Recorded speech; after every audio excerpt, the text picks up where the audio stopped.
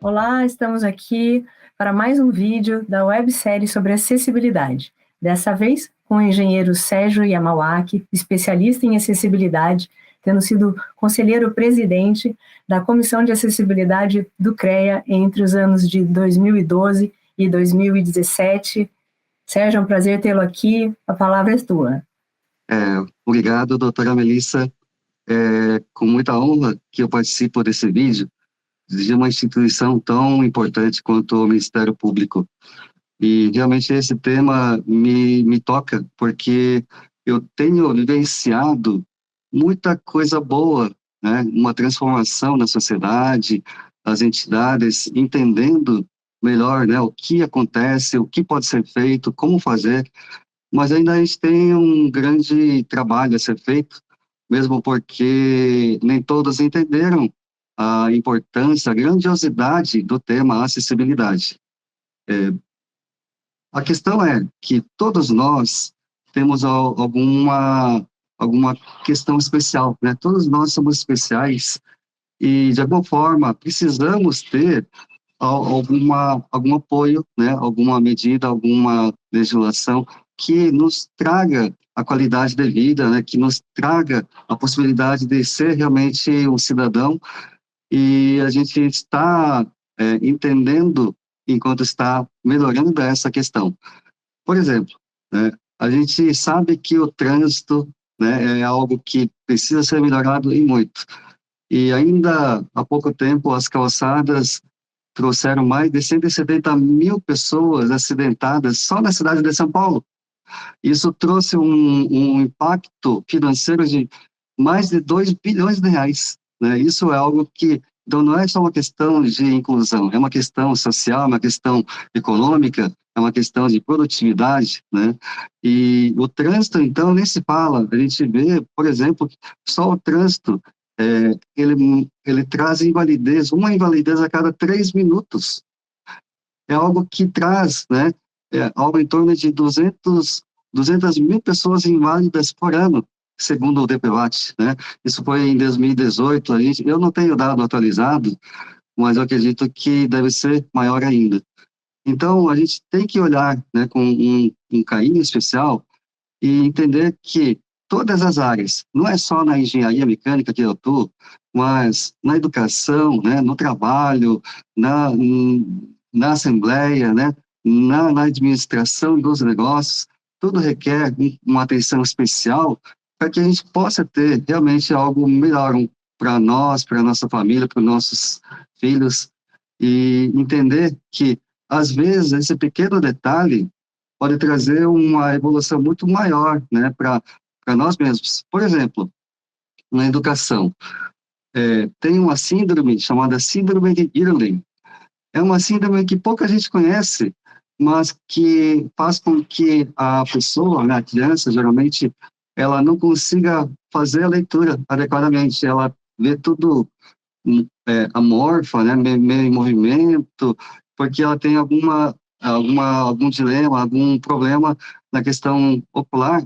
Isso faz com que ele não consiga identificar algumas cores, e isso faz com que o professor, não entendendo, coloque ela, né, com um diagnóstico de uma criança mal educada, que não presta atenção, né, disléxica, mas não é nada disso, né, é só uma síndrome de Irlen, que se colocar um óculos adequado, com filtros de cor, ela lê perfeitamente. Então está resolvido o problema. Falando, né, em síndrome, tem a síndrome do espectro autista, né, que realmente é o transtorno autista, né, o TEA. Isso é algo que a gente tem que olhar, né, com muito mais atenção, porque, infelizmente, né, a gente está numa evolução muito grande, né? Por exemplo, em 1980, éramos uma criança que nascia a cada 10 mil que nascia com autismo. Em 1995, já éramos uma pessoa a cada 500 que nascia com autismo. Em 2002, já era algo em torno de uma criança a cada 68 nascia com autismo. Então, há uma evolução muito grande do autismo, né, crescendo dentro da sociedade. A gente ainda não sabe muito bem como lidar com isso. E não é só o professor, é a própria família, né? É a própria sociedade, né? Dentro dos seus espaços, do seu trabalho. Todos temos que entender o que fazer, né? Para que não haja o crescimento disso e, ao mesmo tempo, é algo que está entre nós, né? Então, a gente tem que saber lidar com ela. A gente não pode simplesmente fechar os olhos, mesmo porque o autismo é uma síndrome muito, com várias formatos, né? Então, há mais de 100 tipos de autismo diferentes. E quem realmente entende disso, né? Eu acho que a gente precisa evoluir, né, para que entenda o que está acontecendo com a sociedade, com as doenças, né, com as dificuldades de trânsito, as dificuldades, né, das ferramentas de trabalho, seja na internet, seja, né, os mobiliários, os veículos, as tecnologias, e tudo isso faz com que a gente tenha uma inclusão melhor, né? E não quer dizer que a pessoa é deficiente, então ela é indeficiente, né? Pelo contrário, o que é deficiente não é a pessoa, é o contexto que ela está, que é deficiente não atender, né, uma necessidade dela, porque cada vez mais a gente precisa evoluir para que as coisas sejam universais, né? Então, há um movimento que está criando tudo isso, né? E atender a essa diversidade e, principalmente, entender que tem uma mudança muito grande, não só no autismo, né? A questão da pirâmide etária, todos sabem que está acontecendo, né? A inversão da pirâmide etária, mas é muito mais grave do que a gente acha, né? Porque em 1910 era a idade média, né, da pirâmide etária do Brasil, a maior faixa era de 18 anos.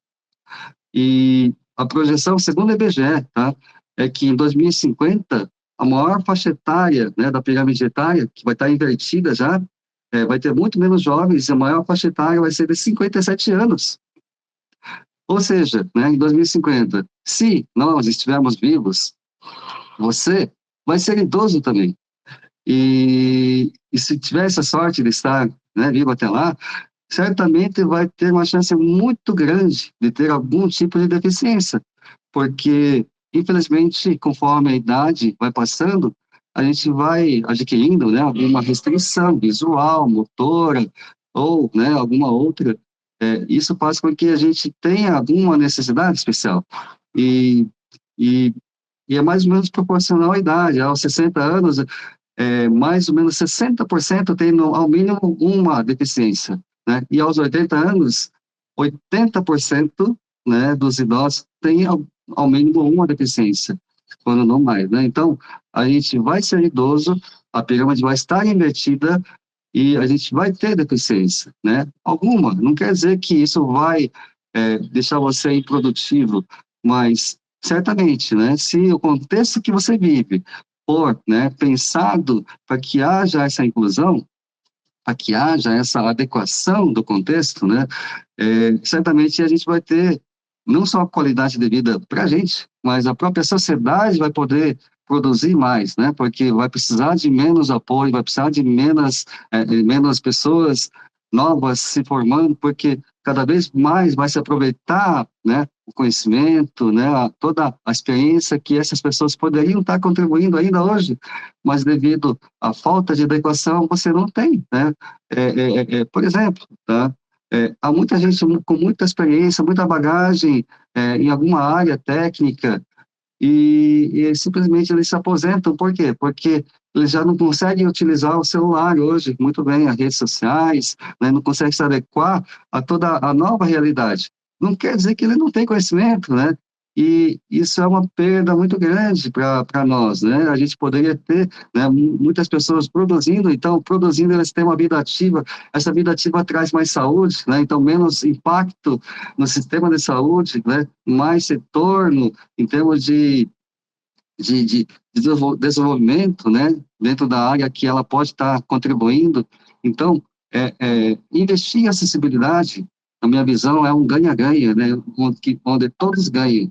Há um custo, né? Esse custo não é um custo que você pode considerar, né, um desperdício. Pelo contrário, na verdade, eu vejo como um investimento, né? Porque sempre, sem exceção, quando você investe em acessibilidade, isso traz um retorno, né? Traz um retorno porque a gente faz com que haja mais, há uma sociedade melhor, e mesmo nos ambientes de trabalho, por exemplo, você tem uma qualidade muito melhor, né, uma acessibilidade melhor, né, uma atenção maior, e até mesmo mais resultados, e até menos, não tão, tanto mais custos quando você inclui pessoas dentro do seu ambiente de trabalho. Né? Embora haja uma lei, forçando a lei de cotas, né, para inclusão de uma cota mínima, né, de pessoas com deficiência, tem empresas como a Dupont, que tem muito mais do que a cota, e eles fizeram um levantamento dentro de milhares de pessoas com deficiência e viram que o custo não é tão impactante. Pelo contrário, não aumenta em nada o custo dentro do seu negócio. Só que há um retorno muito maior, o ambiente se torna mais humanizado, há mais criatividade, há mais produtividade. Né? Então, tudo, né, que você faz com acessibilidade traz retorno. A educação é importante ter a inclusão. Como que a gente quer uma educação inclusiva se hoje, né, no sistema superior do Brasil, hoje a gente tem algo em torno de 43 mil pessoas com deficiência. Mas quais são as universidades que têm professores que dão aula em Libras? Quais que estão realmente preparados para ensinar, né, pessoas surdas, ou, né, alguém que tem algum outro transtorno? Então, a gente precisa olhar, né, a acessibilidade de uma forma mais ampla, não achar que acessibilidade é só o cadeirante, né, é só a calçada, é só, né, aquela pessoa que é militante. Não, é muito maior, é muito maior. É para o idoso, é para gestante, é para criança de colo, é para criança, né, pequena, é para o anão, é para o obeso, é para muitas pessoas, é para a pessoa que ou teve, né, alguma cirurgia pós-cirúrgico. Então, há uma diversidade muito maior, né, do que a gente possa imaginar, de pessoas que vão se beneficiar quando há um olhar inclusivo, né, um olhar com foco na acessibilidade. E esse movimento está acontecendo. Infelizmente, não da velocidade que eu gostaria, né, que a sociedade gostaria, mas, por exemplo, né, há toda uma preocupação disso nas ODS, né, que são aquelas diretrizes, né, da ONU para o desenvolvimento sustentável, e que colocaram várias questões, né, da inclusão da pessoa com deficiência na educação, no trabalho, na produtividade. Há um movimento, né, também do design inclusivo, né, que na verdade o pessoal chama de desenho universal. O desenho universal é a base que deveria ser dada em todo o curso de design, arquitetura, engenharia, né? Por quê? Porque em vez de você manter aquele padrão do homem vitruviano, né? Aquele homem vitruviano que é um modelo feito por Vitruvius, né? Acho que 2000 anos atrás, em que ele sugeria, né, que um padrão, né, qual que é o homem ideal, né? E então foi feito o homem vitruviano. O homem vitruviano, ele tem as proporções, né, da medida do corpo, altura, braço, antebraço, pernas, com base em guerreiro, né? Então é um homem, né? Não é uma mulher. É uma pessoa alta, né? Então não considera, né, as pessoas baixas, né, ou mais altas ainda. É, então foi feito um padrão. Em cima desse padrão do homem vitruviano, tudo foi desenvolvido, né? Então toda a arquitetura, todo o design. Então é por isso que você não tem, né, não atende a todos, né? E daí para resolver isso foi feito o desenho universal. O desenho universal faz com que todos pensem em tudo que seja inclusive ao máximo de pessoas, né? Então, não fazer, né, um equipamento só para o destro, né? Seja feito que tanto o canhoto ou o destro possa utilizar, tanto uma pessoa alta ou baixa possa utilizar aquele equipamento, sabe? Ele seja regulável, e daí por diante. Então, são várias noções, né, que fazem com que a pessoa, com aquela preocupação, traga um produto, uma tecnologia mais ampla, né, mais universal. Então, o desenho universal é um dos pontos, né, mas muito mais do que isso, né, a gente fala muito que é a inclusão, tá? Mas a inclusão não é você só dar uma cota, né? A inclusão é você realmente incluir ela, né? Incluir não é só fazer ela participar, só que ela fica isolada no campo, né? Então você tem que fazer ela estar junto com você e poder participar ativamente, né? Esse, né, é o objetivo que eu vejo que deve ser o maior. E certamente não é fácil, né, para um gestor, né, um órgão, né, com poder, né, de realmente orientar, né, solicitar medidas como o Ministério Público, né, as prefeituras, os governantes, deveria realmente ter um olhar técnico, o que é impossível, né, de entender de tudo, mas ao mínimo, então, solicitar que tudo seja feito com base nas normas técnicas, que a norma está lá disponível. Inclusive, as normas de acessibilidade são gratuitas. Então, quem quiser, né, fazer, por exemplo, né, uma cadeira elevatória, tem uma norma lá, um elevador tem uma norma, né, e daí por diante. Nem tudo tem norma, mas muita coisa tem norma e as pessoas fazem fora de norma. Então, isso deve ser exigido, né? Não é só colocar qualquer solução, é fazer com base na norma, né? A calçada. Então, faça a calçada com base na norma, né? E daí por diante. Então, há muitas normas, né, para museus, para escolas, para as calçadas, para elevador, para veículos, né, inclusivos, aeronaves, metrôs, ônibus. Então, que se cumpra a norma, né? E que, como pela lei ela exige o atendimento da norma, então ela faz parte da lei, todas as normas técnicas, né? E ao mesmo tempo eu entendo, né, que não é simples, há um custo, né? Nem sempre é fácil de você ter, né, o recurso para desenvolver essa solução, essa melhoria, dependendo do contexto, ela tem um custo mais alto, que é uma pena, né? Porque se ela já é projetada com acessibilidade, né, um local, um equipamento, o custo, o impacto no custo é muito menor. Mas uma vez que já está feito, é, é importante você ter a razoabilidade, né? Porque se você pedir tudo, aí nada vai ser cumprido, né? Então, o importante é ter esse olhar que tem que ter o atendimento da norma e que haja, então, um processo evolutivo. A acessibilidade não é do dia para a noite. Então, há necessidade de ter um prazo, né, para que aquela empresa, né, aquela entidade, aquela instituição cumpra, né, as melhorias ao longo, né, de um tempo. Mas também tem que ser definido um tempo, né, porque se você só fala tem que melhorar e ficar por isso, nunca vai melhorar, né? Então, deve haver um cronograma, né, passo a passo de, ó, até tal ano chego nesse nível, né, até tal ano chego naquele nível, e após isso eu concluo, né, o ideal, né, dentro da inclusão, dentro da acessibilidade, dentro da norma que se quer nesse ambiente. Então, então nada pode deixar em aberto, porque eu vejo muita gente começando e não há uma continuidade, né, então isso, infelizmente, é uma pena. Mas certamente, né, a gente hoje não é uma sociedade que tem pouca gente que entende de acessibilidade.